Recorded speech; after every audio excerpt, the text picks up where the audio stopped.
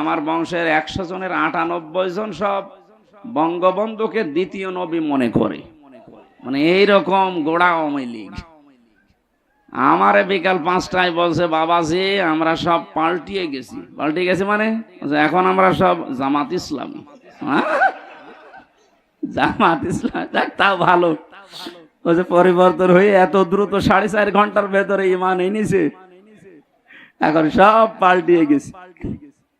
সুতরাং আমরা চাচ্ছি যত বিভাগ আছে বাংলাদেশে, বিচার বিভাগ, শিক্ষা বিভাগ, যত রকমের বিভাগ দেশে চলছে, স্বাস্থ্য বিভাগ সহ সব বিভাগের যারা দায়িত্বে আছেন তাদের হাত যেন আর বাধা না থাকে, খুলে যায়। বলেন হাত খোলা থাকলে মানুষের যে সাহস হয় তার বাস্তব প্রমাণে শহীদ আবু সাইদ হাত খুলে দাঁড়িয়েছিল। কথা বলেন না কেন? হাত খুলে যেভাবে দাঁড়িয়েছে, কি সাহস বলেন তো? ওর কি জীবনের মায়া ছিল না? ছিল, ওর জীবনেরও মায়া ছিল। আমি কয়েকদিন আগে গিয়েছিলাম ওর কবরে। ওর বাবা বলছিল ছোটবেলা থেকে এরকম প্রতিবাদী, এমনিতেই গরিব মানুষের ছেলে, কিন্তু অন্যায় দেখলেও সহ্য করতে পারে না, প্রতিবাদ জানাবে, সে পেছনে যা হয় হোক। যেহেতু হাত খোলা ছিল, দেখেছেন কি সাহস, নিজের জীবন পর্যন্ত বলেছে নেই, বুকের ভেতর বইছে ঝড়, বুক পেতেছি গুলি কর, গুলিও করেছিল। যে মানুষগুলো গুলির সাথে সম্পৃক্ত বলছে স্যার একটা মারি একটা মরে আর একটা যায় না, কি মানুষ আছে? এগুলো সব জানোয়ার। আর ভিডিও করে করে আবার দেখাচ্ছে। যারা এর সাথে সম্পৃক্ত কাউকে যেন ছাড় দেওয়া না হয়। নিরপরাধ যারা একেবারে ছোটখাটো জালেম আছে, এদের অত কিছু করার দরকার নেই। না, ছোটখাটো জালেমের আর কি করবে? আগস্টের 5 তারিখের 1:30 পর্যন্ত সব একেবারে জান্নাতে ছিল। বিকাল 5টা বাজার পরে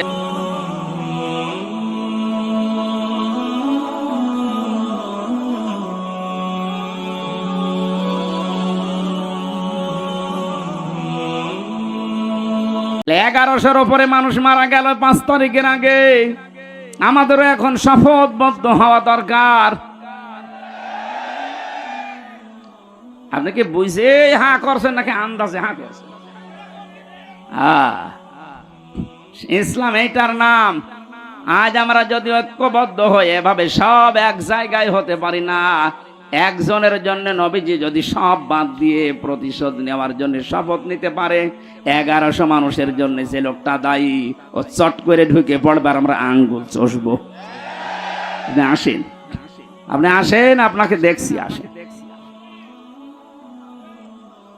এখানে একটা টাচ দিয়ে রাখি, কয়েকদিন আগে শিল্পকলা একাডেমির একজন দায়িত্ব পেয়েছে। এই লোকটার নাম সৈয়দ বেলাল আহমেদ, না হেলাল, বেলাল না হেলাল আহমেদ জানো। এ লোকটা দায়িত্ব পাওয়ার পরে চেয়ারে বসেই ঘোষণা দিয়েছে আল্লাহর বিরুদ্ধে যে 2024 সালে মেয়েদের পর্দা করার দরকার নেই। পর্দা করা এটা তো হামজার নির্দেশ। কার? বলেন এ সরাসরি কথা বলেছে হামজার বিরুদ্ধে না আল্লাহর বিরুদ্ধে? এটা যেহেতু তাফসির মাহফিলে এই মানুষগুলো না, এটা রেকর্ড হচ্ছে, কালকেই সারা দেশে ছড়াবে। আমি এখন 18 কোটি মানুষের দায়িত্ব নিয়ে কথা বলছি। ইমিডিয়েটলি এই নাস্তিককে চেয়ার থেকে নামাতে হবে। এই কথা বলেন না কেন? নয়তো এরকম সাহস পাবে, কিছুদিন পরে কালামানিকের মতো আরেকজন আসবে। আমরা চাই এই নাস্তিক সৈয়দ হেলাল উদ্দিন নাকি হেলাল আহমেদ, শিল্পকলার দায়িত্বে যে পেয়েছে, আল্লাহর বিরুদ্ধে কথা বলিস। 96% মুসলমানের দেশে আল্লাহর বিরুদ্ধে কথা বলা মানুষ আমরা দেখতে চাইছি। আরে না, ওকে পাল্টাতে হবে।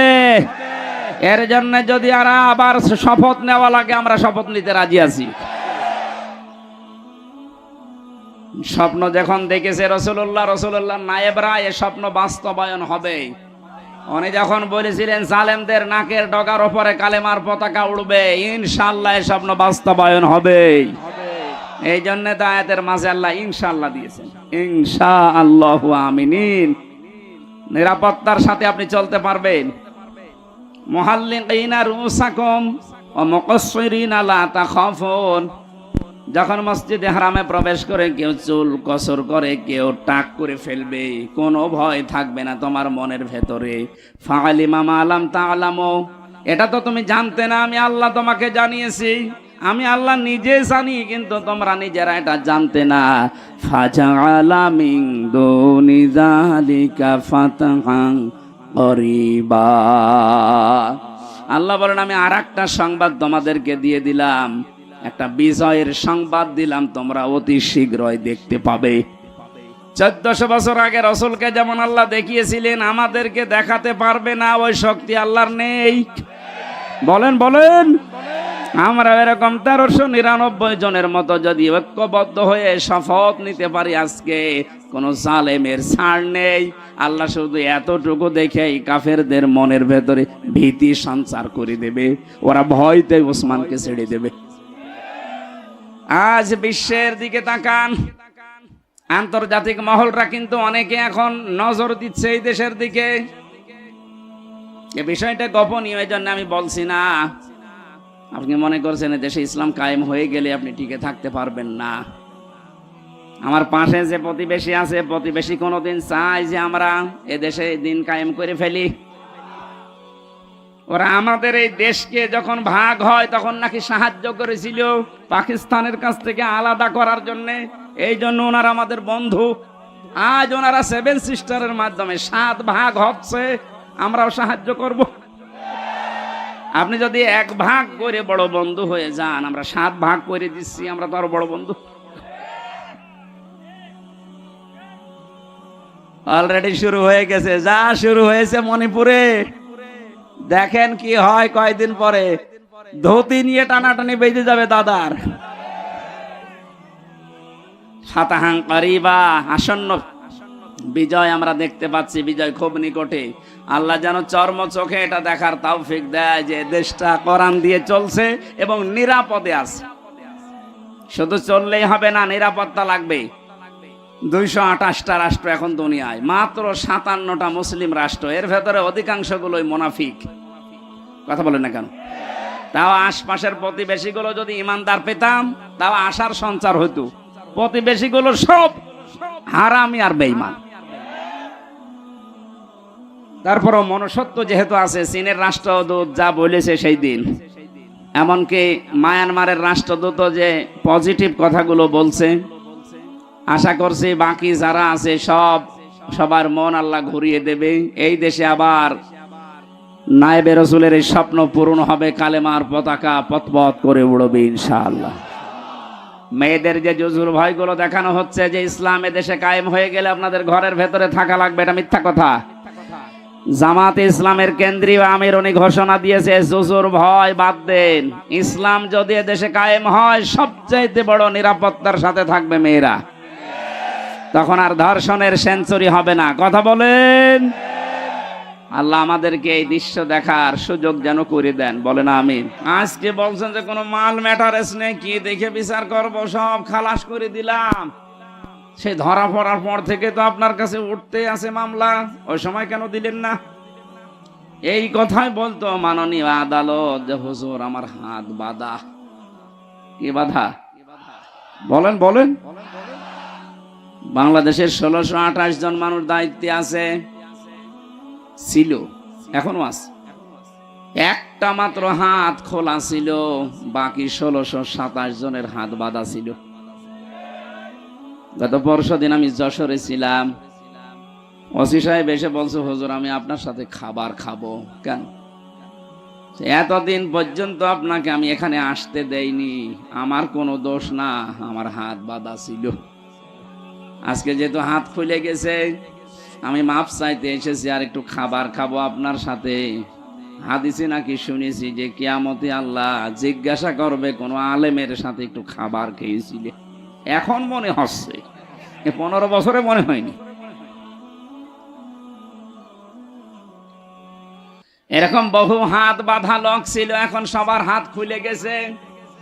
বৈষম্য বিরোধী ছাত্র আন্দোলনে যারা শহীদ হয়ে গেল, যারা নিজের জীবন পর্যন্ত দিয়ে, রংপুর বিভাগের যে ছেলেটা জীবন দিল, সারা দুনিয়ায় এখন বীর শহীদ নামে পরিচিত আবু সাইদ।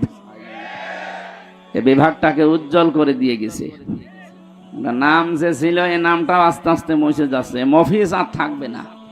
এরা এখন সব চাইতে ভালো।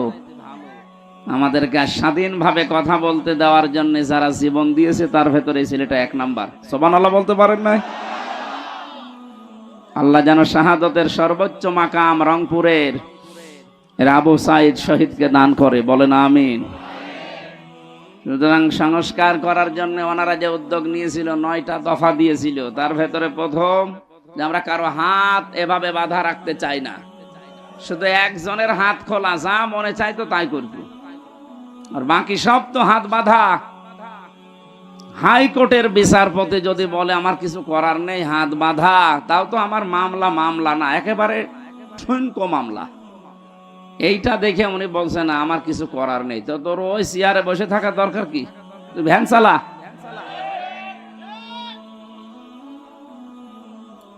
আল্লাহ বিশাল জগদ্দল পাথর আমাদের বুকের ওপর থেকে নামিয়ে একটা স্বস্তি, শান্তি, একটা নিরাপত্তা আমাদেরকে দিচ্ছেন। আমি ওই ধাঁচে একটা তেলাওয়াতকৃত আয়াত সামনে আপনাদের দিয়েছি, তাফসীরুল কোরআন মাহফিল লিখে দিয়েছেন। আমরা তাফসীর আকারে কথা বলার চেষ্টা চালাবো ইনশাআল্লাহ। আমি মনে করলাম যে এটা মনে হয় সিরাত মাহফিল, যেহেতু তাফসীর মাহফিল লিখেছেন, আমরা তাফসীর আকারে কথা বলবো। আল্লাহ যেন আমাদের তৌফিক দেন। জাহাঙ্গীর আলম ভাই বলছিলেন যে একটা স্বস্তি লাগছে, একটা আনন্দ লাগছে, আমাদের আসলে একটা আনন্দ লাগছে। কোন নিয়ামত পাওয়ার পরে যদি 3টা বিষয় আপনার সামনে আসে, তাহলে আপনি মনে করবেন যে আপনি নিয়ামতের শুকরিয়া আদায় করেছেন। কয়টা? এটা একটা নিয়ামত না?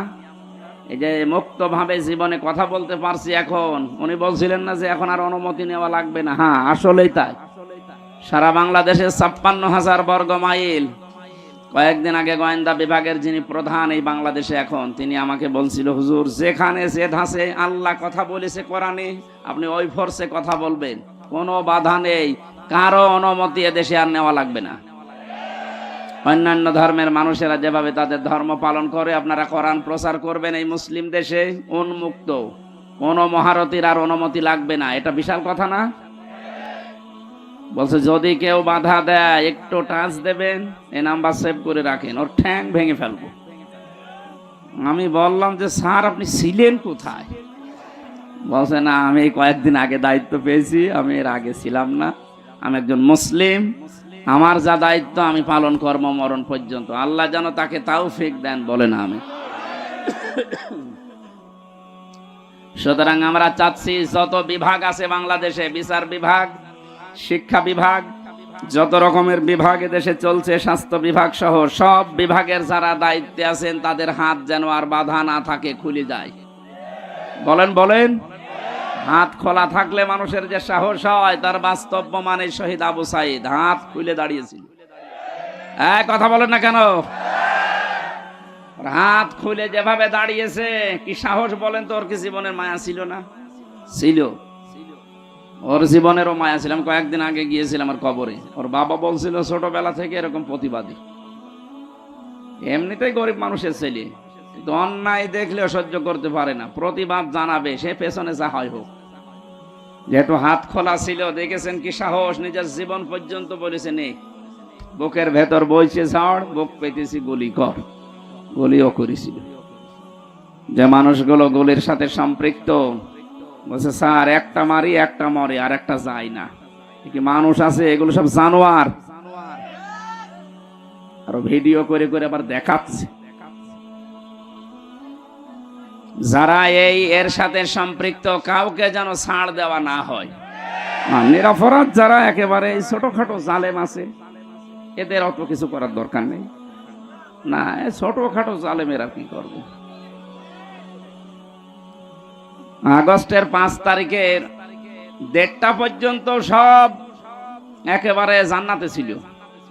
বিকাল 5টা বাজার পরে আমার বংশের, তো আমার কুষ্টিয়ায় বাড়ি, আমার বংশের 100 জনের 98 জন সব বঙ্গবন্ধুকে দ্বিতীয় নবী মনে করে, মানে এইরকম গোড়া আওয়ামী লীগ। আমারে বিকাল 5টায় বলছে, বাবাজি আমরা সব পাল্টিয়ে গেছি মানে এখন আমরা সব জামাত ইসলামী।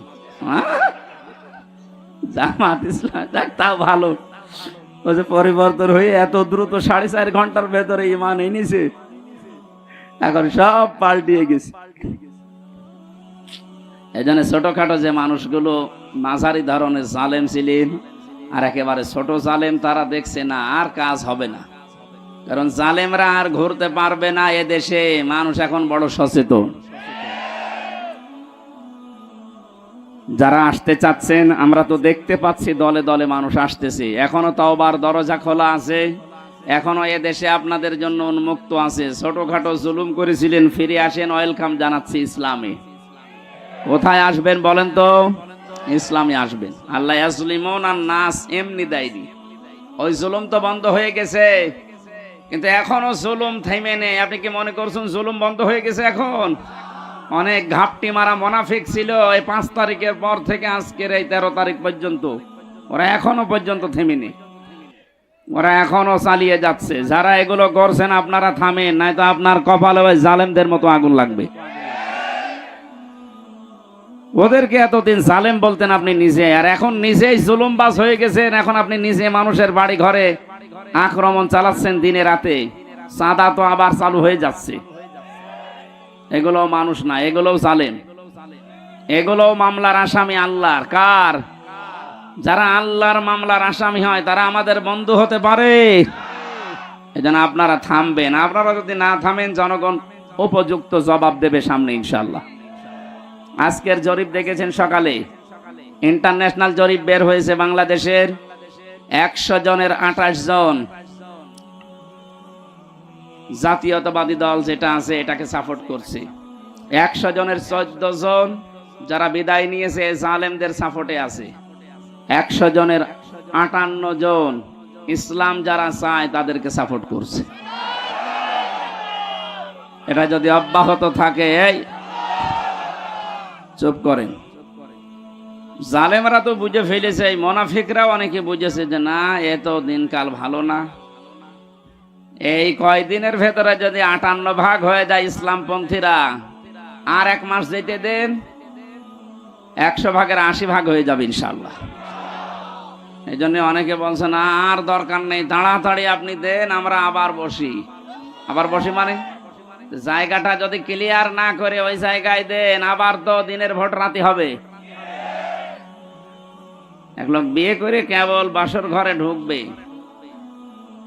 দাদি শাশুড়ি এসে বলছে দেখো আমার কিন্তু একটা পুতি চাই। অনেক মাথা নিচু করে বলছে দোয়া করেন, হবে। শাশুড়ি এসে বলছে বৌমা যাই করো, আমার কিন্তু নাতি চাই। ঠিক আছে, দোয়া তো করেন। ননদ এসে বলছে আমার ভাতিজা চাই। দেবর এসে বলছে আমার ভাগ্নে চাই। স্বামী এসে বলছে তুমি কি করবা জানি না, আমার কিন্তু বেবি চাই। বউ এবার মুখ উঁচু করে বলছে স্বামী আপনার বংশের কি সব পাগল? কেবল আসলাম, এখনো কিছুই হইল না, আর আপনারা এক একজন বেবি চান, ভাতিজা চান, পুতি চান, নাতি চান। আমার সময় তো দেবেন 10 মাস 10 দিন। সময় না দিয়ে যা করেছেন, আরম্ভ করেছেন, আমি পাবো কোথায়? আমি কি ওগুলো ফ্লেক্সি লোড করে সাথে নিয়ে আসবো? তো যাদের আমরা দায়িত্ব দিয়েছে ছাত্র জনতা মিলে, এরা কি ফ্লেক্সি লোড করে নিয়ে আসবে? এই জায়গাগুলো পাল্টাতে হবে না? একটু সময় তো দেবেন, অন্তত 10 মাস 10 দিন। আর কথা বলেন না কেন? এখনই লাফাচ্ছেন। জামাতে ইসলামীর কেন্দ্রীয় আমির ডাক্তার শফিকুর রহমান জানিয়েছে আমরা সময় দিতে চাই, যৌক্তিক এবং সম্মানজনক একটা সময় চাই। যে সমস্ত জায়গাগুলো এই 15.5 বছরে পুরাটা নষ্ট হয়ে গেছে, আপনি একটু ভাবেন তো কত বড় দুর্নীতিগ্রস্ত হলে জাতীয় মসজিদের ইমাম পালিয়ে যায়। কেন্দ্রীয় মসজিদ বাইতুল মোকাররমের ইমামও পালিয়ে গেছে। কোথায় ছিল দেশটা? প্রত্যেকটা দিক আর বিভাগে এরকম।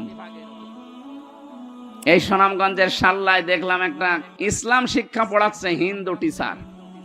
আপনি বলেন হিন্দু, সে ইসলাম শিক্ষা পড়াচ্ছে।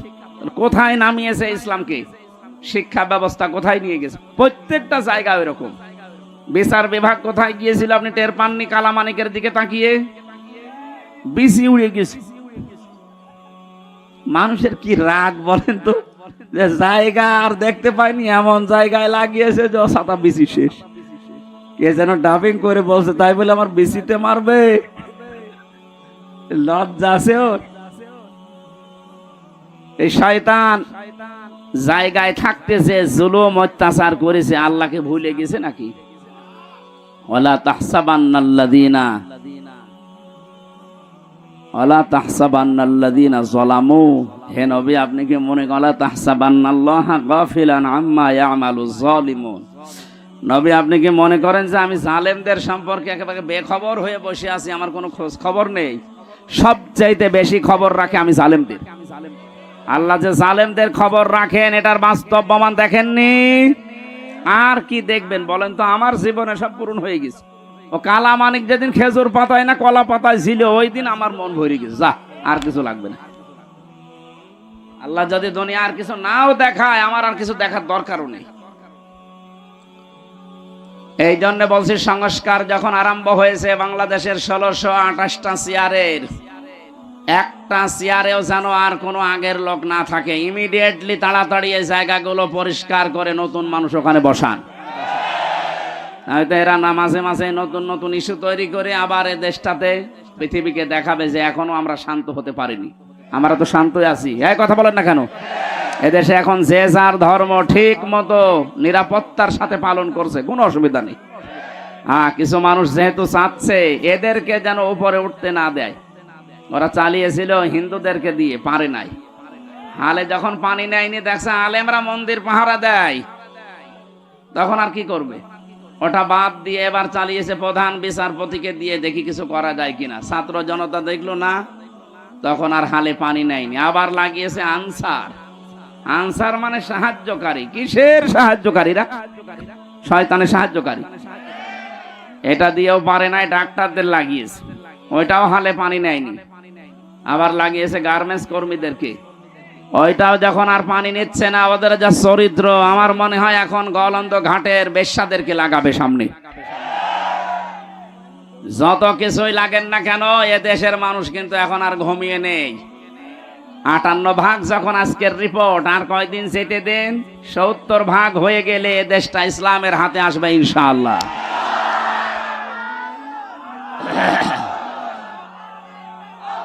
আলহামদুলিল্লাহ, কথা বলতে দেন।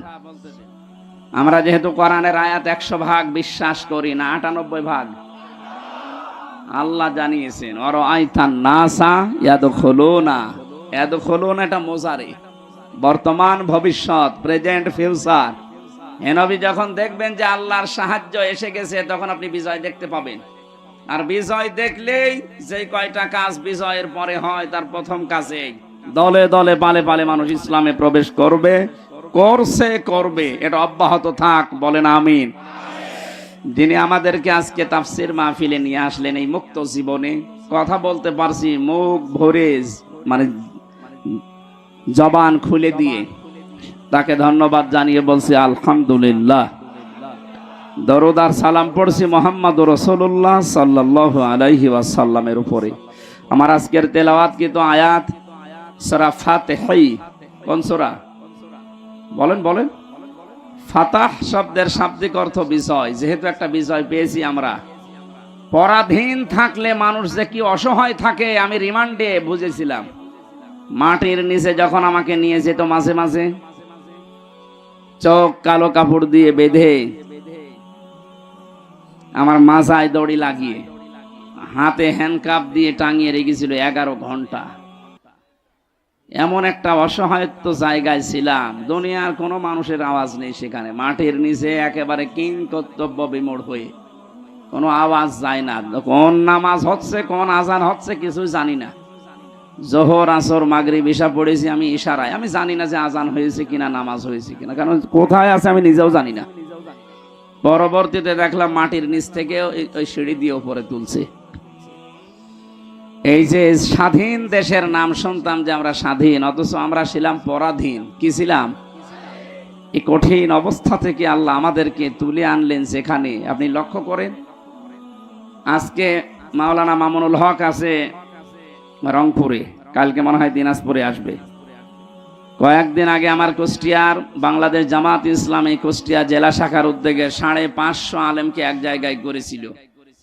আপনি ভাবেন বাস্তবতা নিয়ে আজ 550 আলেম 3.5 ঘন্টা 4 ঘন্টা আমরা আলোচনা করেছি। কোনো বাধা নেই, কোনো ভয় নেই, কোনো আশঙ্কাও নেই। অথচ আগস্টের 5 তারিখের আগে 550 না 5.5 জন আলেম এক জায়গায় হলে 10টা মামলা হয়ে যেত। কোথায় থেকে কোথায় আল্লাহ নিয়ে এসে দিয়েছেন। শুকরিয়া আদায়ের জন্য বলেন আলহামদুলিল্লাহ। দরুদ আর সালাম পড়ছি কেন? কারণ বিশ্বনবীকে আল্লাহ পৃথিবীর রহমত করে পাঠিয়েছিলেন। তিনি শুধু সৌদি আরবের নবী ছিলেন না। আউলিয়া জোহান্নাস ইন্নী রাসূলুল্লাহি ইলাইকুম জামিআ।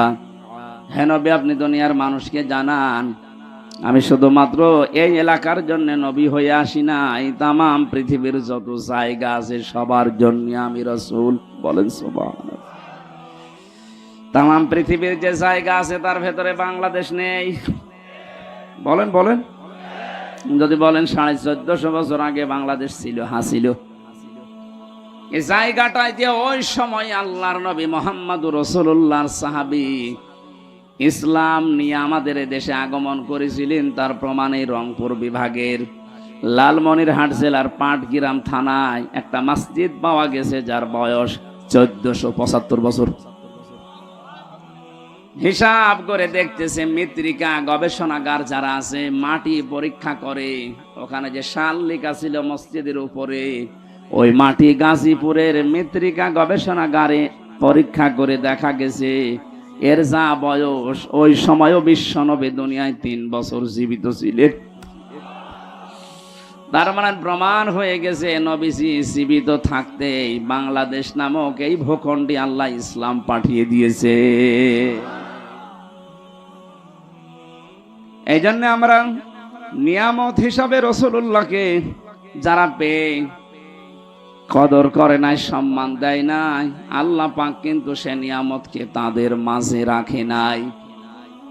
উনি জন্ম নিয়েছিলেন মক্কায়, কিন্তু কিয়ামত পর্যন্ত থাকবেন উনি মদিনায়। যেখানে আসলেন ওখানে কিন্তু বেশি দিন ছিলেন না।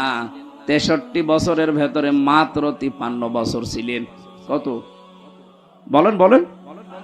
53 বছর মাত্র জীবন কাটিয়েছেন সে মক্কায়।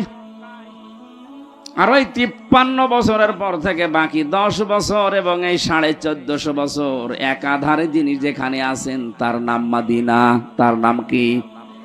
ওই মানুষগুলো এত বেশি শ্রদ্ধা সম্মান জানিয়েছে, সাহায্য করেছে রাসূলুল্লাহকে। আল্লাহ এত বেশি খুশি হয়েছিলেন তাদের উপরে, কিয়ামত পর্যন্ত তাদের বুকের মাঝে আল্লাহ রাসূলকে রেখে দিয়েছেন। এখানে লাইমস্টোন হাউস গ্রুপের ব্যবস্থাপনা পরিচালক আছে।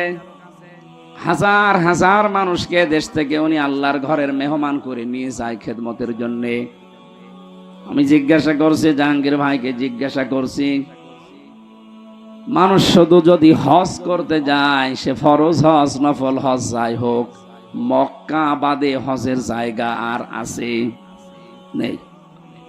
আপনি যদি শুধু মক্কাতেই হজের কাজগুলো করতে পারেন আপনার হজ হয়ে যাবে, মদিনায় না গেলেও হজের ক্ষতি হবে না। লক্ষ লক্ষ মানুষেরা প্রায় 600 কিলোমিটার মক্কা থেকে মদিনা, 450 মাইল, এত বড় পথ পাড়ি দিয়ে এই পৃথিবীর তামাম পৃথিবীর কোটি কোটি মানুষ যারাই হজ করতে যাবে কিয়ামত পর্যন্ত, তারা মক্কাতে হজ শেষ করে ফেললে ও মদিনায় তারা 2 দিন 5 দিন 7 দিন 10 দিন রাসূলুল্লাহর মহব্বতে 40 ওয়াক্ত নামাজ পড়ে তারপরে আসে। অথচ হজের কাজ সেখানে নেই, আর রাসূলকে সালাম দেওয়ার জন্য। এখান থেকে আমরা শিক্ষা যেটা নিতে পারি, যে নিয়ামতের শুকরিয়া আদায় মক্কার লোকেরা করে নাই, আল্লাহ তাদের মাঝে রাসূলুল্লাহকে পাঠিয়েছেন কিন্তু রাখেন নাই। যারা শুকরিয়া আদায় করেছিল, নিয়ামতের গুরুত্ব দিয়েছিল, কিয়ামত পর্যন্ত আল্লাহ তাদের কাছে রাসূলকে রেখে দিয়েছে। আমাদের উচিত হবে আমরা যে নিয়ামত পেলাম, এই যে মুক্ত জীবন, নিয়ামতের শুকরিয়া আদায় করার জন্য আমি বলেছিলাম শর্ত মানা লাগে কয়টা? 3টা। বলেন তো কয়টা? আরো জোরে বলেন। কোরআনে কারীম জানাচ্ছে ওয়াইয তাআযানা রাব্বুকুম লা ইন শাকারতুম লাযিদান্নাকুম ওয়া লা ইন কাফারতুম ইন্না আযাবি লাশাদীদ। স্মরণ করো ওই সময়ের কথা। আল্লাহ পাক বলেন, যদি আমি কাউকে নিয়ামত দেই আর নিয়ামতের শুকরিয়া আদায় লোকটা করে, ওর জীবনে লাযিদান্নাকুম, আমি নিয়ামত বাড়াতেই থাকবো। শুধু বাড়িয়ে দেব না, বাড়াতেই থাকবেন। এবার আসেন নিয়ামতের শুকরিয়া আদায় করে কি করে। বাংলাদেশ, ভারত, পাকিস্তান সহ এই এলাকার মানুষরা মনে করে যে টুটি পর্যন্ত খেয়ে ঢেকর একটা তুলে বললাম আলহামদুলিল্লাহ হয়ে গেল। না, এটা নিয়ামতের শুকরিয়া আদায়ের একটা বাক্য মাত্র। শর্ত মানা লাগবে আপনাকে তিনটা। কয়টা? আপনি শুনতেছেন? এক নম্বরে আপনাকে বলা লাগবে যে হ্যাঁ এটা নিয়ামত। 15.5 বছর পরে যেটা পেলেন সত্যি করে মুখ দিয়ে উচ্চারণ করেন তো, এটা কি নিয়ামত? বলেন বলেন। 96% মুসলমান আমরা এখানে বাস করি, অথচ আমাদের ধর্মীয় গ্রন্থ কোরআনে কারীমকে প্রচার করার জন্য 14 জায়গায় অনুমতি নেওয়া লাগতো। কত বড় নিয়ামত আমরা পেয়েছি যে এখন কোনো অনুমতি না, ওরা এসে আরো পাহারা দেয়। এই নিয়ামত আমরা সবাই স্বীকার করছি তা না। আমি যে বললাম ওই যে 14 জন এখনো পর্যন্ত জালেমদের পক্ষে আছে, ওরা কিন্তু এই নিয়ামত পেয়ে খুশি না, ওরা এখনো বেজার। 100 জনের 14 জন বাদ গেলে বাকি থাকে কত? 86% মানুষ এখন আমরা সবাই শুকরিয়া আদায়ের জন্য বলেন আলহামদুলিল্লাহ। দ্বিতীয় নম্বরের শর্ত হচ্ছে আপনার মনের ভেতরে একটা আলাদা আনন্দ আপনি অনুভব করবেন, অনির্বচন সুখ আপনি পাবেন। যেটা আমি পাচ্ছি, জাহাঙ্গীর ভাই বলল পেয়েছে, আমরা অনেকেই পাচ্ছি। খালি পাচ্ছে না ওই 14 জন। 3 নম্বরে শুকরিয়া আদায়ের শর্ত হচ্ছে যে উদ্দেশ্য নিয়ে নিয়ামতটা আপনি পেলেন ওইটা তার জায়গা মতো পৌঁছিয়ে দেবেন। যেহেতু 9 দফা কর্মসূচি ছিল, যারা ছাত্র আন্দোলনে যুক্ত ছিল তাদের প্রথম কর্মসূচি যে কোনো বৈষম্য থাকবে না। এক কথা বলছে না কেন? এই ছেলেটা বিশ্ববিদ্যালয় থেকে অনার্স মাস্টার্স করা, এর সাথে আর একটা ছেলে পড়েছে। এই 15 বছরের যেটা হাল দেখলাম আমরা, ফার্স্ট ক্লাস ফার্স্ট হওয়ার পরে ওই জায়গায় বসতে পারবে না, আর 70 রোল নাম্বার যার, সে টাকা দিয়ে ওই জায়গায় বসে পড়বে। এটা তো বৈষম্য না? বলেন বলেন। এই কাজগুলো যারা জারি করেছিলেন, এই বৈষম্য দূর করার জন্যই তো আন্দোলন ছিল। সুতরাং আমরা দেখতে চাই এদেশের 1 ইঞ্চি জায়গায় যেন বৈষম্য বলে কিছু না থাকে। আর এটা দূর করার জন্যে মানুষের তৈরি করা আইন কানুন দিয়ে 100 ভাগ সম্ভব না, এটা সম্ভব হবে আল্লাহর এই কালাম দিয়ে। সুতরাং নিয়ামতের যদি সত্যি পরিপূর্ণ শুকরিয়া আদায় করতে চাই, আল্লাহ পাকের এই নিয়ামত, এই কালাম দিয়ে 56,000 বর্গ মাইল চলা লাগবে। এটা আমরা দেখতে চাই না। এটা তো রাজনীতি না, এটা নিয়ামতের শুকরিয়া আদায়ের মাধ্যম বললাম, কারণ এটা ছাড়া আপনি পারবেন না। আল্লাহর কালাম যেখানে নেই, আপনি মনে করেন যে হ্যাঁ ও সমস্ত দেশ উন্নত, আমিও দেখে এসেছি, কিন্তু ওখানে 100 ভাগ ন্যায় বিচার নেই। আমি যে সিঙ্গাপুর, মালয়েশিয়া, থাইল্যান্ড সহ কতগুলো দেশ ঘুরে আসলাম কিছুদিন আগে, ওখানেও দেখেছি শান্তি আছে, কিন্তু 100 ভাগ ন্যায় বিচার ওই দেশে নেই। কারণ ওখানে আল্লাহর এই কালাম দিয়ে দেশ চলে না। আমান হাকামা বিহি আদালা, যারা কোরআন দিয়ে বিচার ফায়সালা করতে পারবে, নায়েবরাও কিয়ামত পর্যন্ত, নায়েবে রাসূল যারা স্বপ্ন দেখবে, তাদের স্বপ্ন আল্লাহ কিয়ামত পর্যন্ত বাস্তবায়ন করবেন। আমি একজন নায়েবের কথা একটু উল্লেখ করছি, শহীদ আল্লামা দেলাওয়ার হোসাইন সাইদি রহমতুল্লাহ আলাই। উনি যে নায়েবে রাসূল, আপনার কি ধারণা আছে যে না উনি নায়েবে রাসূল না? শুধু এ দেশে না, সারা বিশ্বের ভেতরে যদি 10 জন আলেমের তাফসীর মানুষ ডাবিং করে শোনে, তার ভেতর উনি একজন। আমি পৃথিবীর বহু দেশে গেছি, যেখানেই যাই সেখানে ডাবিং করে করে আল্লামা দেলাওয়ার হোসেন সাইদি, ডাক্তার জাকির নায়েক, এই মানুষগুলোর লেকচার মানুষ শোনে।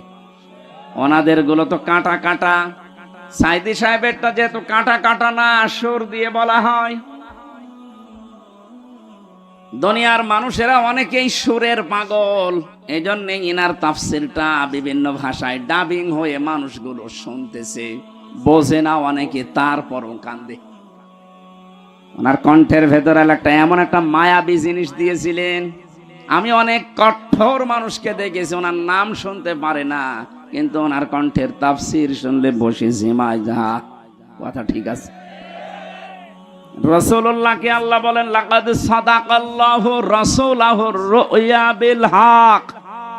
অবশ্যই আমার রাসূলকে আমি যে স্বপ্ন দেখিয়েছি, ওই স্বপ্নকে আমি বাস্তবে রূপ দেব। ওনার স্বপ্ন তো 1400 বছর আগে দেখেছিলেন, ওইটা রূপও দিয়েছেন। হযরতে আবু বকর, হযরতে ওমর জিজ্ঞাসা করেছিলেন, হে রাসূল, হুদায়বিয়ার সন্ধির সময় আপনি বললেন যে আমি স্বপ্ন দেখেছি যে মসজিদে হারামে নিরাপত্তার সাথে প্রবেশ করছি, হজ করে তাওয়াফ করে আবার ফেরত যাচ্ছি।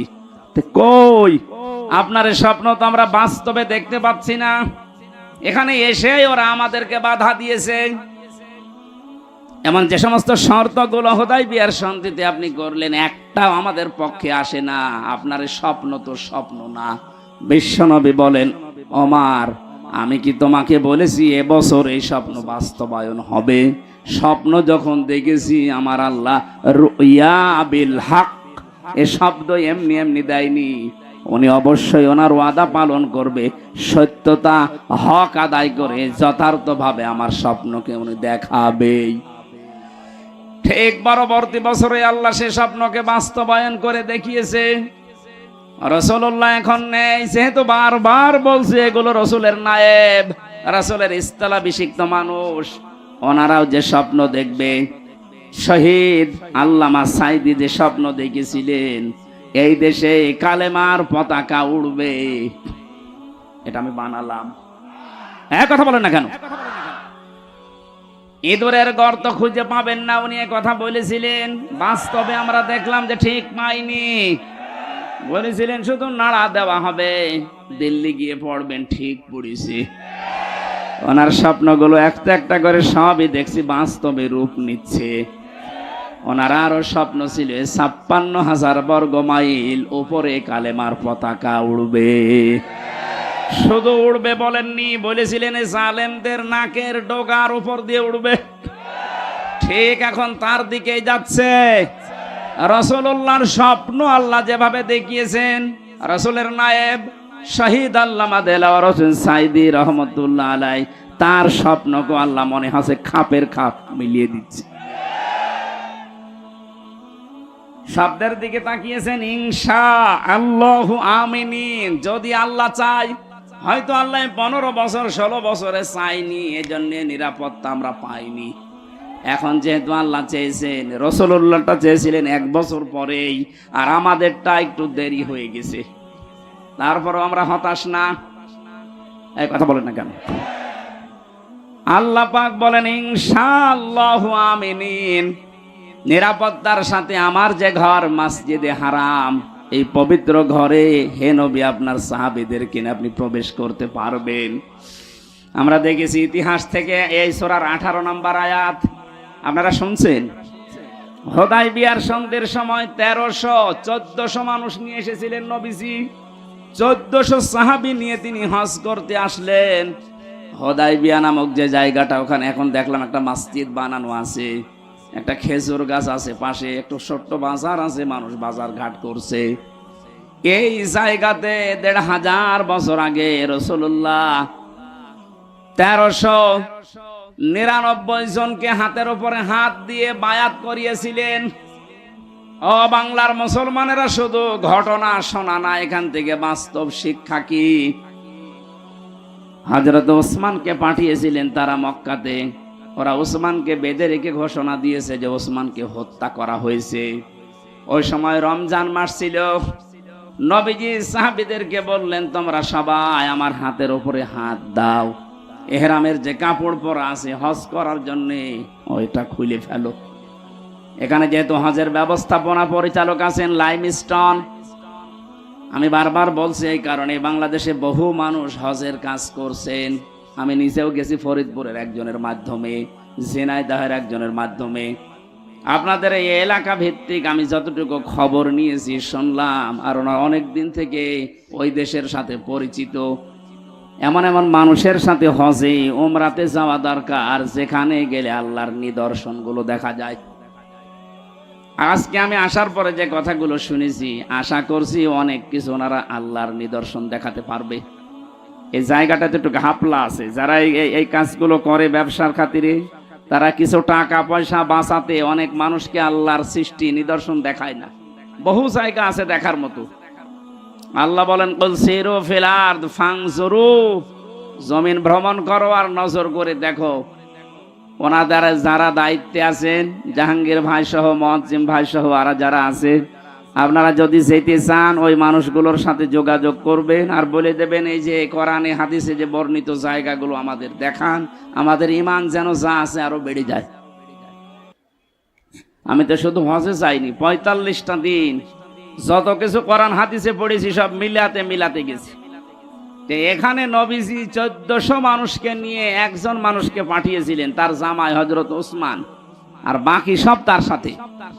যেই শুনেছে যে ওসমানকে ওরা হত্যা করেছে, শুধু এই খবরটা, অথচ হত্যা করে নাই, বেঁধে রেখেছিল। নবীজি বললেন, এই গাছের এই বাবলা গাছ, এখানে আমার হাতের উপরে হাত লাগাও, আর 1399 জন যারা আছো হজের কাপড় পরা, হজের কাপড় খুলে ফেলো। যারা আলেম আছেন বলেন তো, হজ করা অবস্থায় কাপড় খোলা না। কোন মানুষ যদি শরীরের পশমও খুলে পড়ে যায়, তার ক্ষতি হবে হজের। হজের যে সমস্ত কাজগুলো আছে, একটাও যদি আপনার ওয়াজিব যেগুলো উলট পালট হয়ে যায়, বিনা কারণে আপনি চুল টেনে ছিঁড়তে পারবেন না। কথা বুঝতেছেন? যেখানে চুল টেনে ছিঁড়িয়ে বা এমনি চুল পড়িয়ে যদি টান দিয়ে তাহলে দম দেওয়া লাগে, হজের ক্ষতি হয়ে যায়। সেখানে আপনার এহরামের কাপড় নবীজি বললেন খুলে ফেলো, সাধারণ কাপড় পরো। নবী কি জানতেন না যে আমার ফরজ হজ নষ্ট হয়ে যাবে? জানতেন না? জানার পরও কেন করলেন? এবার আসেন দ্বিতীয় নম্বরে।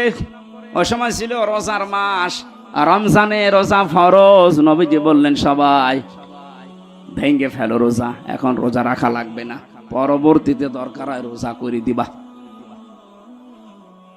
ইসলাম আমরা কোন জায়গা থেকে, কে কোথা থেকে নিচ্ছি জানি না। ইসলাম নেওয়া লাগবে রাসূলুল্লাহর কাছ থেকে।